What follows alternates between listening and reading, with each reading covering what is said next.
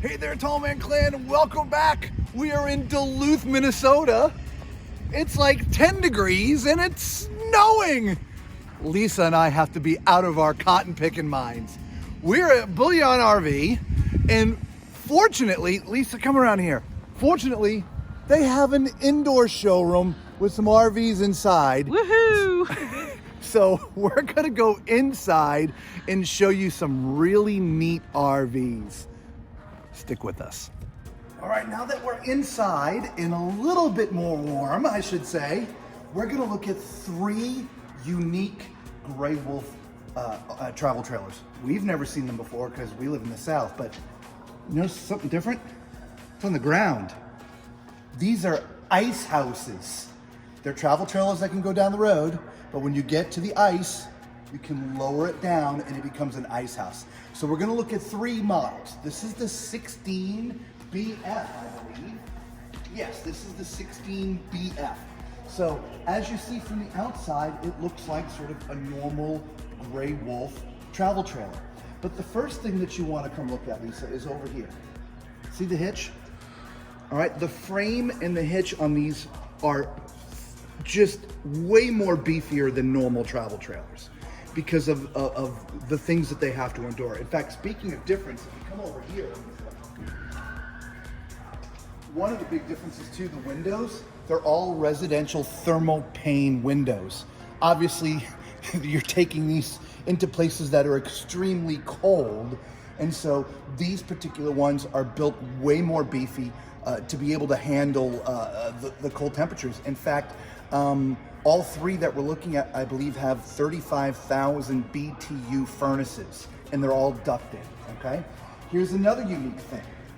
Now, all 3 are slightly different that we're gonna look at. This one is a completely manual crank. So basically, when you crank this up, the whole RV is gonna come up and the tire is gonna go down, so you can drive it down the road like a normal travel trailer. When you get to the ice, again, you crank it, it raises the wheel up and lowers the RV down to the ice. So it's square against the ice, there's no airflow underneath, all right? So if you look up, Lisa, you see there's an awning. And so if you want to go outside, there's an awning for shade, I guess. There's LED lighting on the awning as well on the outside. Around to the back. Now these do not have ladders to get up to the back. I believe none of the 3 of them do. They do have wireless backup cameras. In fact, this one is already mounted on there for you. Okay? Around to this side. And there's not too much difference here to show you, other than you can connect this to shore power, right? Just because you're going out on the ice doesn't mean that if you want to take it somewhere else, you can't. So there is a connection for power. So let's go inside and take a look at this one. Now, since this is an ice house, the floor is all rubberized on this one, if you look down, Lisa, okay? And also, you see, there's these holes, right? You're going ice fishing. And so you're able to fish right from inside this travel trailer, right? These just open up, you're able to cut a hole in the ice and go right down and start doing your ice fishing, okay? Obviously here in the back, you see there's a huge dinette table, absolutely huge, which does fold down and become a bed. There's also a bunk up on top, okay? Decent sized bunk, right? To the left and the right, these are actually some storage cabinets. I don't know if you'd want to put your reels in there or what, but they're storage cabinets, okay? Now up here is your dinette. Another dinette, right? There's 2 of them. You got the big dinette. I guess that's where you prepare all the fish that you caught. No, I'm kidding, you do that outside. But you got a second dinette, and above the dinette is also another bunk, which again, let me not forget that this does convert into a bunk as well, okay? Across from here is a little kitchenette. Now, this one being the lower end model, if you will, this does not have your traditional black tank, gray tanks. In fact, I don't think it has any water tanks at all on this one. There's a bathroom in here. We're not going to do the tall man toilet test on this one, but this is just a composting toilet. okay? This isn't connected to anything. So this particular model has no water tanks at all, okay? In here is another closet for storage, okay? Now, I didn't cover all the cabinetry, so we'll back up. In your little kitchenette, right, you got some nice cabinets above, below, right, for storing things. Again, you got a 3-burner stove, range hood, and of course you do have a nice microwave, okay? And then over here, above both of these other storage bins, there are cabinetry above as well, okay? On this side and on this side. Okay. Now, this is solar prepped, so if you're gonna go out on the ice and you don't have any power, you don't need a generator. If you had solar panels, it can charge your batteries. All right, so by the way, the price point on this one, you're around 30 grand, all right, for this particular model. So let's go look at the next one. So this one here is the 17 MPH. Now, as you can see, the siding on this one is completely different. It's more of your mid-level, right, as opposed to the siding. This is more of a painted finish, if you will, okay? Also, the tires, this is hydraulic. Instead of the hand crank like the other model was, this one is hydraulic. And then you just pull the pin and put it your tire down into place, okay? Let's go to the other side. All right, same thing. We got a camera already mounted. Same thermal pane residential windows. Okay, it's going to be cold where you're taking this. And this side, you've got your power connection. This one actually does have water tanks, and so there is connection to fill up water, or if you're going to connect to city water. Okay, so there's LED lights all the way down the side of this one. Even though there's no awning on this side, they still have LED lights on the side, which is kind of cool. Obviously, you can see there's an awning here as well, the LED lights that we spoke about. So let's, here's one other thing that I want to show you. Because of the hitch setup on here, propane tanks are mounted on the side. Normally with a travel trailer, the propane tanks would be right here. On these fishing houses, they're not. They're located just on the side. So this has two 30-pound propane tanks. And there is also a little bit of storage here. It's not really storage. It's part of your toilet and shower. It's where your sewer's connected. I thought it was storage. It's not. So let's go inside. Now this one has a very similar feel from about here back to last model, right? You got your super dinette in the back. You got your bunk above it. You've got your two. They're actually the tire wells, but there's storage, in here.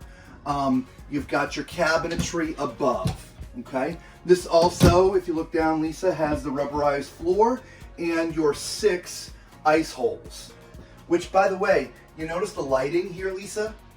You got little pendant lights that shoot down through the ice hole into the water. I didn't notice that. That's cool. That's pretty cool, right? Yeah. Now, instead of the second dinette, you've got this cool bench, which is actually a jackknife sofa, a jackknife type bed, which is very cool. Let's see if there's some, oh yeah, and there's storage under, actually it's not storage. You can see here's some of your tanks and some of your heating, your furnace. Yep, so that's how it looks when you set it down. So now I'm 6'4", I wouldn't quite fit on this. I mean, but if you were a little bit shorter, you could. Yeah, you'd have to be a lot bit shorter.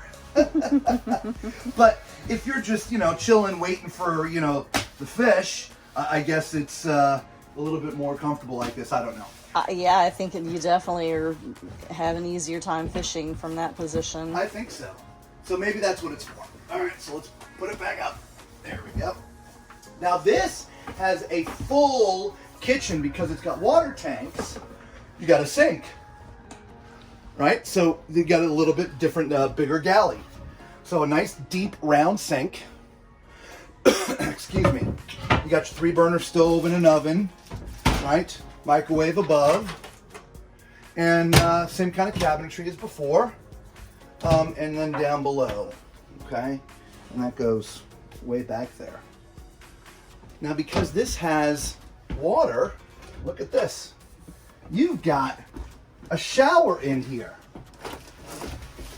All right, so, well, let's do the tall man toilet test, shall we? Let's do it. It's time for Tall Man's Toilet Test. Okay, well, this is not porcelain, it is plastic. And as you can see from how I'm sitting, I'm gonna have to keep the door open. However, if I turn sideways, of course I won't be sitting on it appropriately, but I do fit and I can close the door and I'm on there. So, interesting, it works. However, the shower is, I think, gonna be a little bit different for me. So let's try. Yeah. So, I don't know if you can see, but this is it. I can't stand up in here at all, okay? So from the tall man standpoint, again, you don't know I'm 6'4". Being in the shower is gonna be a little bit challenging. But something tells me if you're going out ice fishing, maybe a shower isn't, I don't know. For you ice fishermen out there, look, we're from the South. We're from Florida. We don't ice fish down there. There is no ice. So this is all foreign. So if you're an ice fisherman, would you use that shower? I don't know. Leave a comment below. So let's go look at the third one, which is kind of the top of the line. All right, so this is the 21 GP. So it is much longer. It is much heavier. I haven't gone over any of the weights, and I apologize. We'll go back and I'll make sure that I put them in the video for you guys. Now, when it comes to the wheels, this one is 100% hydraulic. There's nothing you have to do. You just hit a button and the tires go up and down, and it lowers the trailer onto the ice, okay? The same residential thermal pane windows, nice big awning, LED lights, right? Let's walk around to the other side, check that out as well. Okay, same thing on the back. You got your camera already installed.